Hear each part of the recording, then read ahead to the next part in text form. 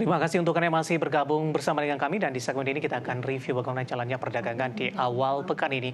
Dan kami ingatkan kembali Anda masih bisa berpartisipasi di WhatsApp interaktif kami di nomor 812 8788 3. Anda bisa bertanya secara langsung terkait dengan portofolio Anda sampai sejauh ini, ataupun Anda ingin masuk kepada saham-saham tertentu level menarik berapa saja yang bisa diperhatikan, baik untuk jangka pendek, jangka menengah, dan juga untuk jangka panjang.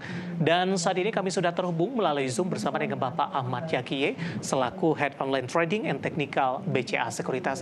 Kita akan langsung sapa saja Pak Yaki. Selamat sore, apa kabar Pak? Selamat sore Mas Dev, baik. Terima kasih Pak Yaki sudah meluangkan waktu di IDX Channel. Langsung saja untuk review pergerakan indeks harga saham gabungan tampaknya tidak bergerak kemana-mana. Tadi sempat level tertinggi di 6928 dan sempat menyentuh ke zona merah di 6895. Hari ini penguatan kembali berlanjut di menit-menit terakhir jelang penutupan, tampaknya semakin mendekati ke level tertinggi hari ini di 6928. Bagaimana analisis Anda pola pergerakan indeks harga saham gabungan di hari ini secara teknikal di tengah data makroekonomi atau sentimen yang cukup sepi di awal pekan ini? Ya, kalau dari pergerakan hari ini lebih memang dimotori dari result dari laporan keuangan yang terus di akhir pekan kemarin ya, karena memang penggeraknya mulai dari gudang garam dan beberapa emiten big cap juga karena memang lebih karena rilis result yang cukup baik ya. Kita tidak melihat di sore hari ini rebalancing yang cukup besar dari pergantian dari indeks harga 45 dan sebagainya ya. Kita lebih melihat ini lebih didorong oleh kenaikan laporan keuangan baik dari segi perbankan atau big cap lainnya sih. Baik, untuk jangka pendek perdagangan esok hari, kemana arah untuk pergerakan indeks harga saham gabungan? Level 69 sudah menjadi posisi support yang cukup kuat Pak Yaki, atau mungkin masih ada peluang untuk indeks harga saham gabungan akan kembali mencicipi di 6.800-an? Ya, untuk supportnya terdekat itu besok di 6890-an. Cuman kalau memang harus koreksi banyak 6850-an, 6850 sampai 6868 bisa jadi support untuk ISG kembali untuk koreksi jika memang besok koreksi. Cuman resistnya masih terbatas di area 6965 sampai 6970-an. Baik, tadi pun juga sempat kita singgung hari ini motor penggerak indeks harga saham gabungan terkait dengan early release laporan keuangan di semester pertama di 2023. Kita beralih ke emiten yang pertama untuk perbankan big cap BMRI. Hari ini juga merilis kinerja mereka. Ini cukup positif dan respon dari para investor hari ini cukup oke, Pak Yaki, dan tadi sempat menyentuh ke level intraday tertinggi pasca stock split di 5.800. Bagaimana arah pergerakan indeks harga saham gabungan untuk BMRI jangka pendek dan menengah pasca rilis kinerja, dan juga tadi secara teknikal sudah menembus ke 5.800-an Pak Yaki? Ya, sebenarnya kalau kita lihat pergerakan BMRI hari ini agak profit taking ya untuk di awal sisi 2. Cuman memang kalau kita pun masih ingin hold saham BMRI ini masih cukup menarik ya. Secara jangka panjang resultnya masih cukup bagus. First half 2023 overall masih di atas konsensus atau inline dengan konsensus di beberapa broker. Jadi harusnya untuk jangka panjang masih bisa di hold selama bertahan di area support itu di area 54 sampai 5.500 ya. Cuman saya masih optimis sih Mandiri masih akan bertahan di atas 5.500 sampai 5.600-an untuk supportnya ya. Atasnya itu masih di area 6.000 sampai 6.150-an terdekatnya. Baik, 6.000 target sampai dengan kapan Pak Yaki? 6.000 itu sebenarnya masih target jangka pendek ya, karena masih ada kartel positif yang masih bisa untuk menarik harga saham BMRI-nya ya. Cuman kalau memang sampai akhir tahun mungkin bisa sampai 6.150 sampai 6.200. Baik, selain dari BMRI, kita bergeser ke perbankan big cap lainnya, BPRI.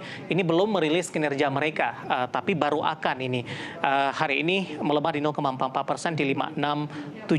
Analisis Anda untuk BBRI di tengah penantian investor untuk rilis kinerja dari BBRI? Ya, kalau dari pergerakan BBRI sendiri sebenarnya saya masih lebih optimis ya, karena memang harusnya BRI bisa break di atas 6.000 sih, dengan kemarin konsol di area 5.350 sampai 5.600 dan kemarin berhasil. Cuman memang ini masih gagal break di atas 57 sih.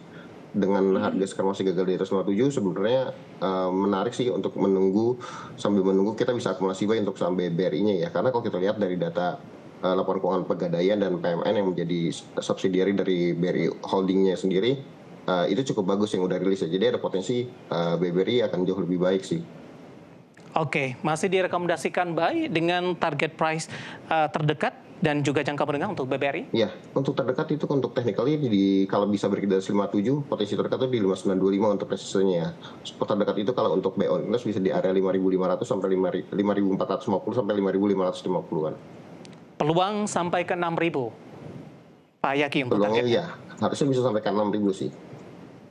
Baik, di posisi jelang penutupan hari ini, BBRI ditutup 5675 melemah di 0,44%. Kita bergeser ke saham-saham big cap lainnya yang sudah merilis kinerja, yaitu dari infrastruktur telekomunikasi.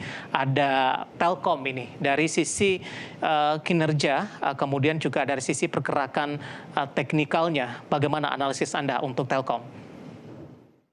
Ya, kalau dari Telkom sendiri sebenarnya kan secara pendapatan first half 2023 memang turun ya 4% year on year, tapi dan EBITDA juga turun sekitar 3% ya. Cuman dilihat dari jumlah pelanggan dan dari ARPU-nya juga justru ada peningkatan ya. Jadi secara fundamental ini masih lebih rekomendasi, masih kita dari basic kita masih mempertahankan rekomendasi untuk buy di target 5.800 ya, dengan upside sekitar 56%. Dan kalau kita lihat dari pergerakan teknikalnya juga ini sudah cukup murah ya. Jadi kalau kita lihat pergerakannya masih tertahan di area support 3650 sampai 3700, dan hari ini juga masih bertahan di area itu ya. Jadi kalau besok bisa rebound di atas 3790, potensi untuk Telkom balik ke area 3900 itu cukup mudah sih.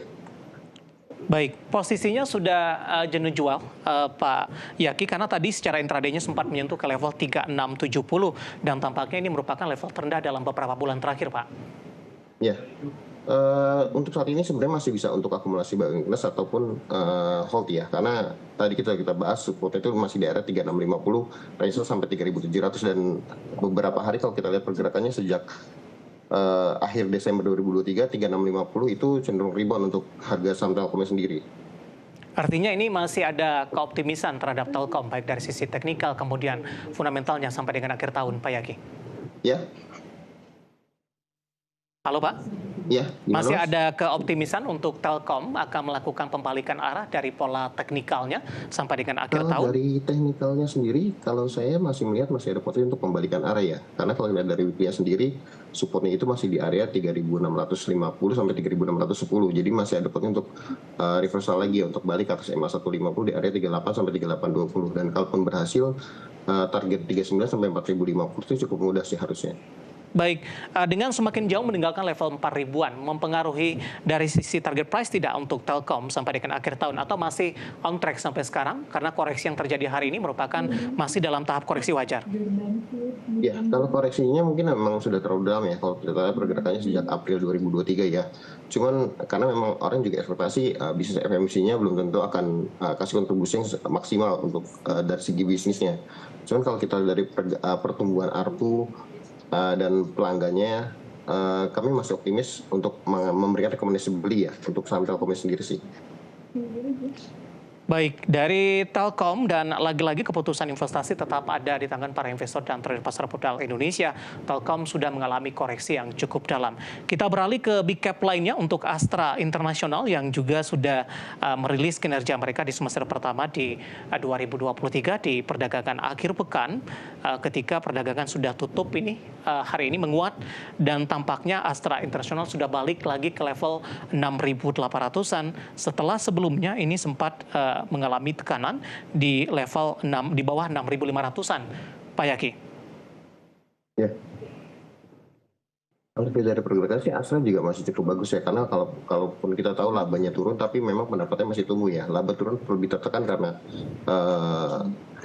investasi dari Hill-nya dan Gotohnya ya. Cuman kalau kita lihat secara bisnis to bisnis, anak-anak usahanya bisnisnya sangat tumbuh cukup bagus ya. Jadi harusnya secara fundamental masih cukup, kami masih merekomendasikan beli dengan target price di atas 7.000 sampai 7.800 ya. Cuma memang kalau kita dari pergerakan teknikalnya ini memang area 7.000 sampai 7.100 Astra itu sangat tahun profit taking. Jadi kami lebih cenderung untuk hold dulu untuk Astranya dengan support terdekat itu di area 6.400 kalau memang mau buyback lagi nantinya. Oke, dengan penguatan hari ini ada peluang potensi profit taking tidak, Pak? Ya, potensi profit taking itu di area 7.000 sampai 7.100 ya. Jadi kalau Oke. belum kuat break 7.000, better take profit dulu atau sell strength. Baik, Pak Yaki, sambil menunggu data updatean penutupan perdagangan di sesi kedua, saya mencoba bergeser ke saham-saham pertambangan batubara yang hari ini juga tampaknya menahan laju penguatan indeks harga saham gabungan. Kita ke Indi terlebih dahulu. Dan kali ini masih berkaitan dengan rilis kinerja di semester pertama di 2023, di mana Indi hari ini mengalami koreksi yang cukup dalam, Pak, hampir 8%. Dari sisi kinerja, dari posisi laba mereka, ini tergerus cukup dalam di 55,21% di semester pertama di 2023. Analisis Anda untuk ini? Ya, kalau lihat dari pergerakan ini sendiri, ini harusnya besok masih ada potensi untuk pelemahan lanjutan ya. Kalau kita lihat dari pergerakan sepanjang hari ini ya, ada potensi besok untuk Indi minimal itu koreksi terdekat itu di 19.05. Jadi harap hati-hati untuk yang punya saham Indi spot 19.05 sampai 9.40 sebaiknya jangan sampai jebol, karena kalau jebol di bawah 19.05 19.40 ada potensi Indi balik ke area support di area 17.75-an. Jadi saran saya lebih ke reduce, kalau memang mau hold jangan sampai turun di bawah 19.05 19.40. Tapi kalau bisa di reduce dulu karena memang tekanan jualnya masih cukup besar di hari ini. Baik, peluang besok masih akan melanjutkan pelemahan, Pak, dari posisi teknikal. Besok masih ada potensi untuk pelemahan terbatas, minimal itu di 19.05 sampai 19.40 untuk uji supportnya. Baik, bagi para investor yang masih belum sempat keluar untuk Indi dengan pelemahan cukup dalam hari ini. Ya, makanya kalau dari lihat pergerakan hari ini, besok confirmnya itu di 19.70. Kalau 19.70-nya jebol, ada potensi Indi balik, koreksi turun lanjutan ke area 19.05 sampai 19.40. Jadi kalau memang punya barang Indi, sebaiknya kurangi posisi dulu ya, karena ada potensi besok untuk uji area 19.70 dulu sih.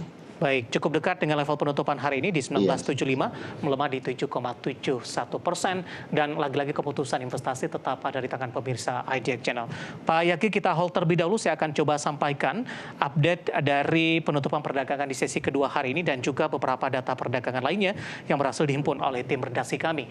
Dan pemirsa, untuk indeks harga saham gabungan di menit-menit terakhir jelang penutupan sesi kedua hari ini berbalik arah ke zona hijau dengan mengalami penguatan yang cukup signifikan di 0,45% dan level penutupan hari ini di 6.931.359 merupakan level tertinggi di sepanjang perdagangan hari ini. Level terendah tadi di 6.895.073 dan dibuka di level 6.900.230. Selanjutnya kita akan coba lihat beberapa data perdagangan yang berhasil dihimpun oleh tim redaksi kami. Langsung saja kita ke grafis yang pertama, pemirsa. Kita akan coba lihat update penutupan beberapa indeks lainnya. Seperti MNC 36, ini mengalami penguatan di 0,34%. Jakarta Islamic Index juga menguat di 1,19%. LQ45 menguat di 0,41% dan ditutup di level 965.624.